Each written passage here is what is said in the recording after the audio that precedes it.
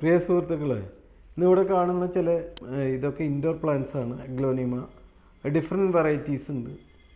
ഇതൊക്കെ നല്ല ഭംഗിയിലും നല്ല ഉഷാറായിട്ടും നിൽക്കുന്ന കാണുമ്പോൾ നിങ്ങൾക്ക് തന്നെ അത്ഭുതം തോന്നും. ഇതെങ്ങനെയാണ് ഇങ്ങനെയൊക്കെ സംഭവിക്കുന്നത്? ഈ ചെടികൾക്ക് ആവശ്യമായിട്ടുള്ള മൂലകങ്ങൾ ഇത് നൽകിയിട്ടുണ്ട്. അതിൻ്റെ ഭാഗമായിട്ടാണ് ഇത് ഇങ്ങനെ നിൽക്കുന്നത്. ഇതിപ്പോൾ സാധാരണ രീതിയിൽ നമ്മുടെ സുഹൃത്തുക്കൾ ഇത് കൊണ്ടുപോയി വീട്ടിൽ വയ്ക്കും. ഇതിന് കൃത്യമായിട്ട് വെള്ളം മാത്രം ഒഴിക്കും. അതുകൊണ്ട് യാതൊന്നും സംഭവിക്കില്ല. ഇതിനാവശ്യമായിട്ടുള്ള മൂലകങ്ങൾ കൃത്യമായ അളവിൽ കൃത്യമായ രീതിയിൽ ചെയ്തെങ്കിൽ മാത്രമേ ഈ ചെടികൾ വീണ്ടും ഭംഗിയായിട്ട് ഇലകൾ വലുതായിട്ട് നല്ലൊരു ഭംഗിയുള്ള ചെടികളായിട്ട് മാറാൻ സാധിക്കുകയുള്ളൂ. നിർഭാഗ്യവശാൽ പലർക്കും അതിനെക്കുറിച്ച് അറിയില്ല, എന്ത് ചെയ്യണമെന്ന് അറിയില്ല. അപ്പോൾ ഇതിനെ എങ്ങനെ ഒരു ഭംഗിയുള്ള ചെടികളായിട്ട് ഒരു സ്വീകരണ മുറിയിൽ ഒരു ഇൻഡോർ പ്ലാന്റായിട്ടോ അല്ലെങ്കിൽ ഔട്ട്ഡോറിലാണെങ്കിലും നമുക്ക് വിവിധങ്ങളായ ചെടികൾക്ക് ആവശ്യമായിട്ട് നമുക്ക് എന്തൊക്കെ ചെയ്യാൻ പറ്റും, എന്തൊക്കെ കൊടുക്കാൻ പറ്റും, ഏത് രീതിയിൽ ഇതിനെ വളർത്തിക്കൊണ്ടുവരാൻ പറ്റും എന്നതിനെക്കുറിച്ച് ഒരു ചെറിയൊരു ടോപ്പിക്കാണ് നമ്മളിന്ന് ചർച്ച ചെയ്യുന്നത്. ചെടികൾക്ക് ഒരുപാട് മൂലകങ്ങൾ ആവശ്യമാണ്. നമ്മുടെ ശരീരത്തിനും ഒരുപാട് മൂലകങ്ങൾ ആവശ്യമാണ്. ഇതുപോലെ തന്നെ ചെടികൾക്കും വളർച്ചയ്ക്കും അതുപോലെ തന്നെ അതിൻ്റെ ഇലകൾ പുഷ്ടിപ്പെടുത്തുന്നതിനും കായകൾ ഉണ്ടാകുന്നതിനും പൂക്കൾ ഉണ്ടാകുന്നതിനും ഒരുപാട് മൂലകങ്ങൾ ആവശ്യമാണ്. ചെടികൾക്ക് ആവശ്യമുള്ളത് പ്രധാനമായിട്ട് NPK, അതായത് പാക്കിജനം, ബാഹം, ക്ഷാരം, നൈട്രജൻ, ഫോസ്ഫറസ്, പൊട്ടാഷ് എന്നീ ഘടകങ്ങളാണ്. അതുപോലെ തന്നെ ഒരുപാട് മൈക്രോ ന്യൂട്രിയൻസും ചെടികൾക്ക് ആവശ്യമുണ്ട്. ഈ മൈക്രോ ന്യൂട്രിയൻസ് എന്ന് പറഞ്ഞു കഴിഞ്ഞാൽ സൂക്ഷ്മ മൂലകങ്ങൾ എന്ന് മലയാളത്തിൽ പറയും. ഈ സൂക്ഷ്മ മൂലകങ്ങളിലാണ് മഗ്നീഷ്യം, ബോറോൺ, സിങ്ക് അങ്ങനെ പറഞ്ഞ് മൂലകങ്ങൾ ചെടികൾക്ക് ആവശ്യം മണ്ണിൽ ധാരാളം ലഭ്യമാണ്. ഈ മണ്ണിൽ നിന്നുള്ള ചെറിയ സൂക്ഷ്മ മൂലകങ്ങൾ ചെടികൾക്ക് വലിച്ചെടുക്കുന്നതിന് ഏറ്റവും പ്രശ്നങ്ങളായി സൃഷ്ടിക്കുന്നത് മണ്ണിലുള്ള അസിഡിറ്റിയാണ്, അമ്ല സ്വഭാവമാണ്. ഈ അമ്ല സ്വഭാവത്തെ മാറ്റിയില്ലെങ്കിൽ ചെടികൾക്ക് ആവശ്യത്തിനുള്ള മൂലകങ്ങൾ ലഭ്യമാക്കുന്നതിന് ബുദ്ധിമുട്ടുണ്ട്.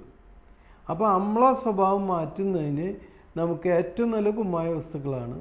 കുമ്മായ വസ്തുക്കൾ കൊടുക്കുകയാണെങ്കിൽ അമ്ല സ്വഭാവം നമുക്കൊരു പരിധി വരെ മാറ്റാൻ പറ്റും. കൂടാതെ അമ്ല സ്വഭാവം മാറ്റിയാൽ തന്നെ മണ്ണിലുള്ള പല സൂക്ഷ്മ മൂലകങ്ങളെയും വലിച്ചെടുക്കുന്നതിനും അല്ലെങ്കിൽ പ്രധാന മൂലകങ്ങളായ NPK, നൈട്രജൻ, ഫോസ്ഫറസ്, പൊട്ടാഷ് എന്നിവയെ വലിച്ചെടുക്കുന്നതിനും ചെടികൾക്ക് അത്യാവശ്യമായ ഒരു പ്രധാനപ്പെട്ട ഘടകത്തെക്കുറിച്ച് ആണ് ഇന്നിവിടെ സംസാരിക്കുന്നത്. അതിൽ ഏറ്റവും ഒരു ജൈവാംശമുള്ള ഒരു അമ്ലമാണ് ഏറ്റവും ആവശ്യമുള്ള ജൈവ അമ്ലം എന്ന് പറയും.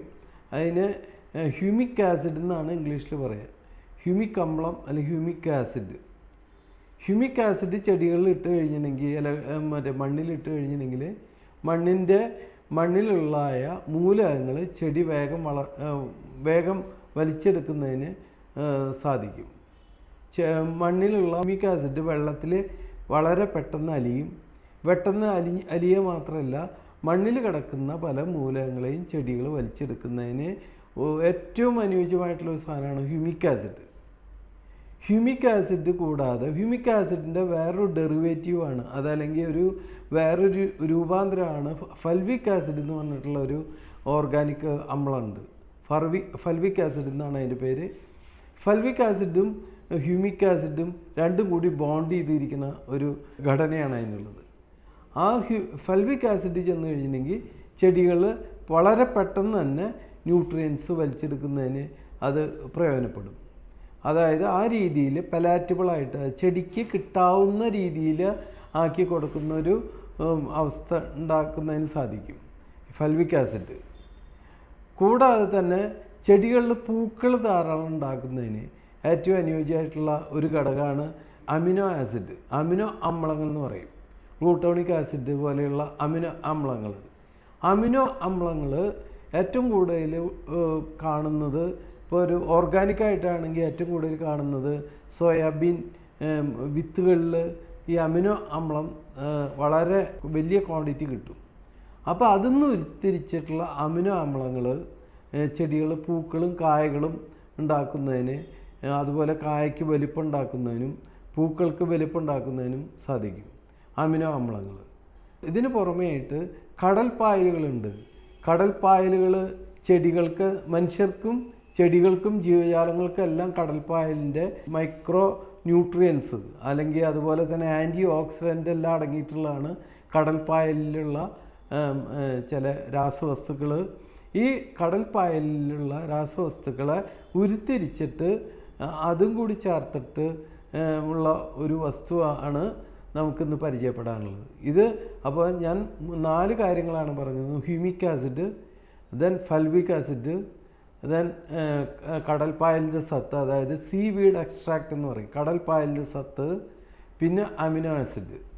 ഇത് 4 കാര്യങ്ങളും കൂടി ചേർന്നിട്ടുള്ള ഒരു പ്രോഡക്റ്റാണ് ജൈവശക്തി എന്ന് പറഞ്ഞിട്ടുള്ള ലിക്വിഡ് ഉണ്ട്, അതുപോലെ തന്നെ തരി രൂപത്തിലുള്ള ജൈവശക്തി ലഭ്യമാണ്. തരി രൂപത്തിലാണ് ജൈവശക്തി.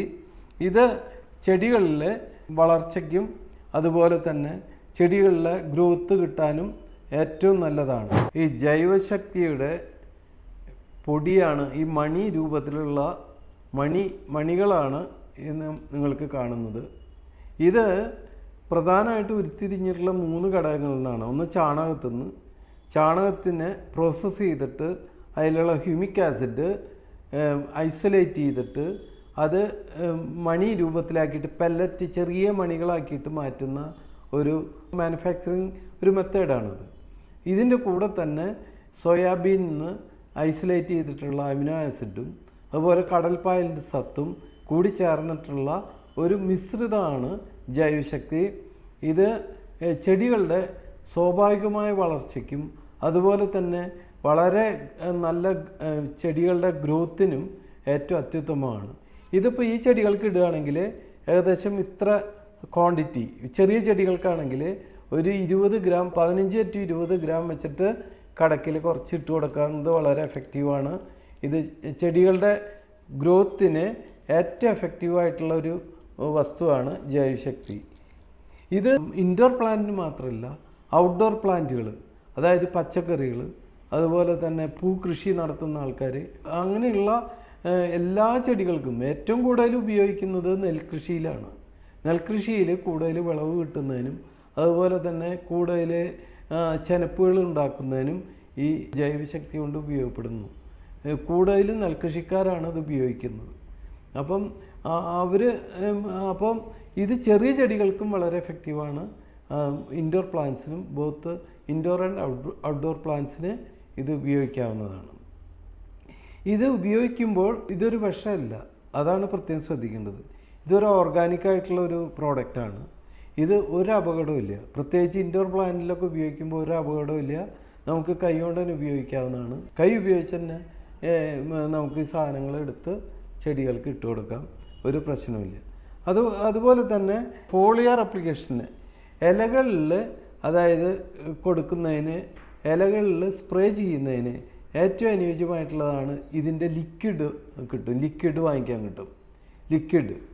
ലിക്വിഡ് 5 മില്ലി 1 ലിറ്റർ വെള്ളത്തിൽ കലക്കിയിട്ട് ഇലകളിൽ ഫോളിയർ അപ്ലിക്കേഷനായിട്ട് കൊടുക്കാം. ഇലകളിൽ കൊടുക്കുമ്പോൾ ശ്രദ്ധിക്കുക, അധികാലത്ത് സ്പ്രേ ചെയ്യാൻ ശ്രമിക്കുക. അധികാലത്ത് സ്പ്രേ ചെയ്യുമ്പോൾ കൂടുതൽ എഫക്റ്റ് ഉണ്ടാവും. ഇലകളിൽ സ്പ്രേ ചെയ്യാം. ഇത് വളരെ തുച്ഛമായിട്ടുള്ള വിലയുള്ളൂ. ഇത് 250 ml MRP 180 രൂപയുള്ളൂ. അത്രയും വിലയുള്ളൂ. കാരണം 1 കിലോഗ്രാമിന് 110 രൂപയാണ് ജൈവശക്തിയുടെ വില.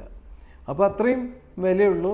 ശരിക്കും പറഞ്ഞാൽ ഒരു വീട്ടിലിത് ഏറ്റവും ആവശ്യമുള്ള സാധനങ്ങളാണ്. പച്ചക്കറി ആണെങ്കിലും ഫ്ലവറിങ് പ്ലാന്റുകളാണെങ്കിലും ഇൻഡോർ പ്ലാന്റുകളാണെങ്കിലും ഉപയോഗിക്കുന്നതിന് ഏറ്റവും അത്യാവശ്യമായിട്ടുള്ള ഒരു പ്രധാനപ്പെട്ട ചെടികൾക്ക് ഏറ്റവും അനുയോജ്യമായിട്ടുള്ള ഒരു സാധനമാണ് ജൈവശക്തി. നിങ്ങളൊന്ന് ഉപയോഗിച്ചിട്ട് ഇതിൻ്റെ വിവരങ്ങൾ പറയണം. ഇത് നിങ്ങൾക്ക് ഓൺലൈനായിട്ട് കാവുങ്ങൽ അഗ്രോടെക്കിൽ നിന്ന് ലഭ്യമാണ്.